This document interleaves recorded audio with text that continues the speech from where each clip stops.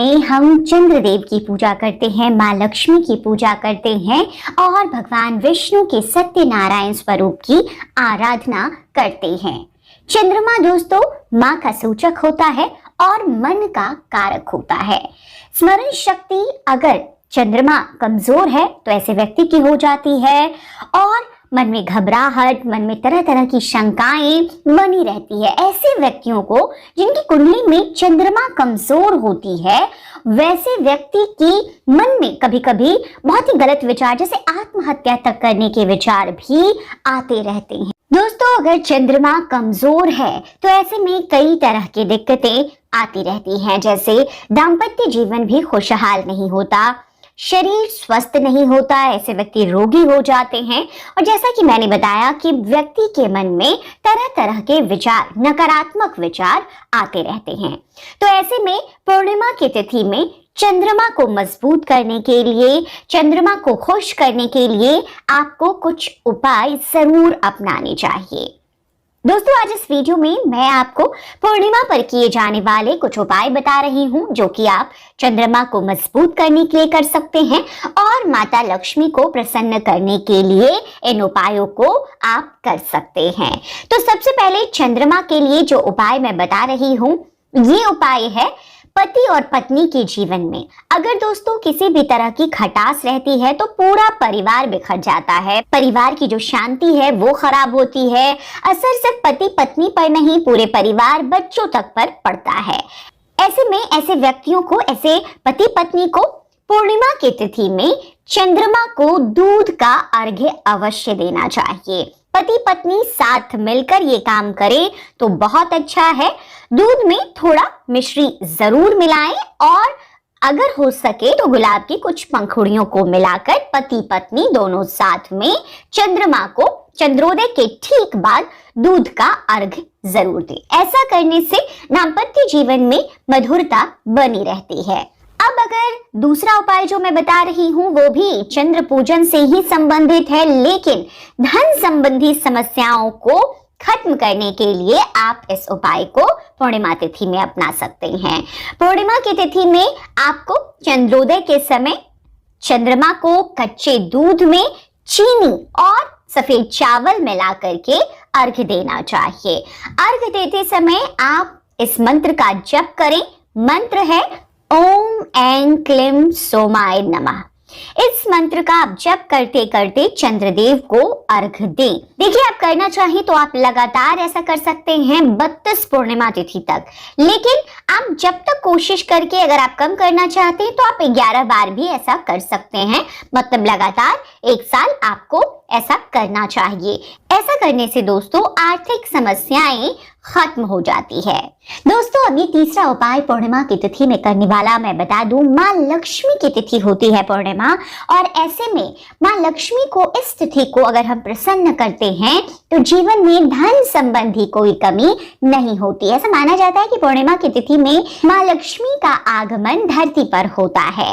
तो ऐसे में पूर्णिमा की तिथि में आप माँ लक्ष्मी की आराधना जरूर करें। सुबह जब आप माँ लक्ष्मी की आराधना करें तो आपको इस उपाय में क्या करना है, आपको 11 कौड़ियां लेनी है। दोस्तों कौड़ी, बहुत लोग पूछते हैं क्या होती है कौड़ी। पूजा पाठ की दुकान में आप जब जाएंगे आपको मिल जाएगी।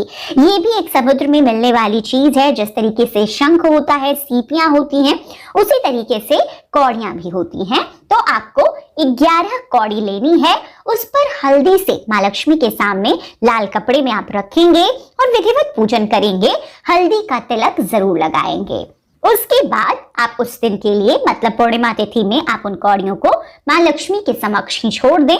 अगले दिन सुबह इन कौड़ियों को उसी लाल कपड़े में बांधकर धूप दीप करने के बाद में आप अपनी तिजोरी में इन्हें स्थापित कर दें। इस उपाय के करने से भी माना जाता है धन की कोई कमी नहीं होती है। इसके बाद आपको क्या करना है, इसके बाद हर पूर्णिमा की तिथि में आपको इन कौड़ियों को अपनी तिजोरी से निकालना है और उसके बाद फिर से माता लक्ष्मी के सामने रखना है। साफ करने के बाद फिर से विधिवत पूजन करना है, पंचोपचार, हल्दी से तिलक करना है और फिर अगले दिन उन्हें लाल कपड़े में बांधकर अपनी तिजोरी में स्थापित कर देना है। ये आप लगातार जब तक कर सकते हैं करते रहें। माँ लक्ष्मी की कृपा आप पर बनी रहती है। दोस्तों पूर्णिमा की तिथि में अगर आपके घर में है तो आप ना लाएं, और अगर नहीं है तो ये जो चौथा उपाय बता रही हूँ ये भी आप जरूर अपनाएं।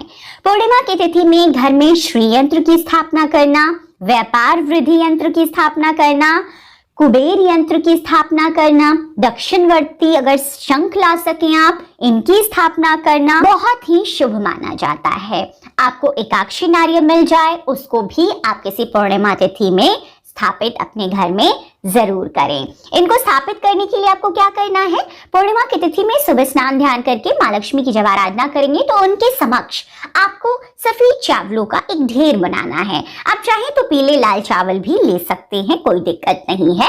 और उन्हीं चावलों की ढेर पर आपको, चाहे आप श्री यंत्र स्थापित कर रहे हो, व्यापार वृद्धि यंत्र स्थापित कर रहे हो, कुबेर यंत्र कर रहे हो, दक्षिणावर्ती शंख कर रहे हो, मोती शंख भी लोग लाते हैं पूर्णिमा तिथि में, मोती शंख आप कर रहे हो, एकाक्षी नारियल जो भी आप लेकर आए हैं उसे स्थापित करें और हर दिन उनका विधिवत पूजन करें। इस उपाय के करने से भी मां लक्ष्मी घर में स्थायी निवास करती है, धन की बरकत घर में बनी रहती है। दोस्तों पांचवा और एक छोटा सरल सा उपाय बता देती हूँ आपको इस उपाय में भी मां लक्ष्मी को प्रसन्न करना है। पूर्णिमा तिथि में आपको पूर्णिमा की तिथि में माता लक्ष्मी के मंदिर जाना चाहिए।